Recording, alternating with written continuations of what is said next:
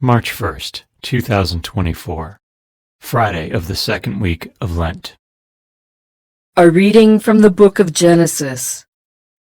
Israel loved Joseph best of all his sons, for he was the child of his old age, and he had made him a long tunic. When his brothers saw that their father loved him best of all his sons, they hated him so much that they would not even greet him. One day, when his brothers had gone to pasture their father's flocks at Shechem, Israel said to Joseph, "Your brothers, you know, are tending our flocks at Shechem. Get ready, I will send you to them." So Joseph went after his brothers and caught up with them in Dothan. They noticed him from a distance, and before he came up to them, they plotted to kill him. They said to one another, "Here comes that master dreamer. Come on, let us kill him and throw him into one of the cisterns here. We could say that a wild beast devoured him. We shall then see what comes of his dreams." When Reuben heard this, he tried to save him from their hands, saying, "We must not take his life." Instead of shedding blood, he continued, "Just throw him into that cistern there in the desert, but do not kill him outright." His purpose was to rescue him from their hands and return him to his father. So when Joseph came up to them, they stripped him of the long tunic he had on. Then they took him and threw him into the cistern, which was empty and dry. They then sat down to their meal. Looking up, they saw a caravan of Ishmaelites coming from Gilead, their camels laden with gum, balm, and resin, to be taken down to Egypt. Judah said to his brothers, "What is to be gained by killing our brother and concealing his blood? Rather, let us sell him to these Ishmaelites, instead of doing away with him ourselves. After all, he is our brother, our own flesh." His brothers agreed. They sold Joseph to the Ishmaelites for 20 pieces of silver. The word of the Lord. The response is, "Remember the marvels the Lord has done."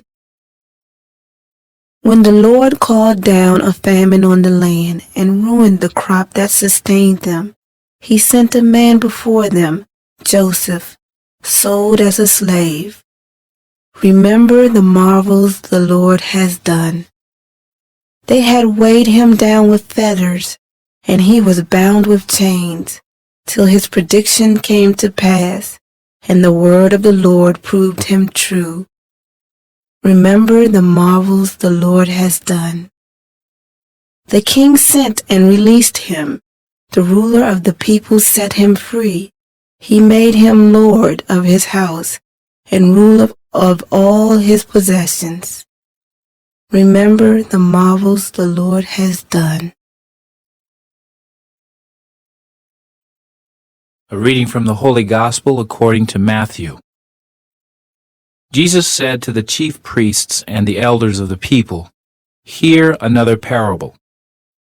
There was a landowner who planted a vineyard, put a hedge around it, dug a winepress in it, and built a tower. Then he leased it to tenants and went on a journey. When vintage time drew near, he sent his servants to the tenants to obtain his produce. But the tenants seized the servants, and one they beat, another they killed, and a third they stoned. Again he sent other servants, more numerous than the first ones, but they treated them in the same way. Finally, he sent his son to them, thinking, 'They will respect my son.' But when the tenants saw the son, they said to one another, 'This is the heir. Come, let us kill him and acquire his inheritance.' They seized him, threw him out of the vineyard, and killed him. What will the owner of the vineyard do to those tenants when he comes?" They answered him, He will put those wretched men to a wretched death and lease his vineyard to other tenants, who will give him the produce at the proper times. Jesus said to them, "Did you never read in the Scriptures, 'The stone that the builders rejected has become the cornerstone. By the Lord has this been done, and it is wonderful in our eyes.' Therefore I say to you, the kingdom of God will be taken away from you and given to a people that will produce its fruit."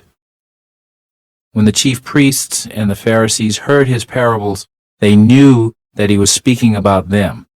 And although they were attempting to arrest him, they feared the crowds, for they regarded him as a prophet. The Gospel of the Lord.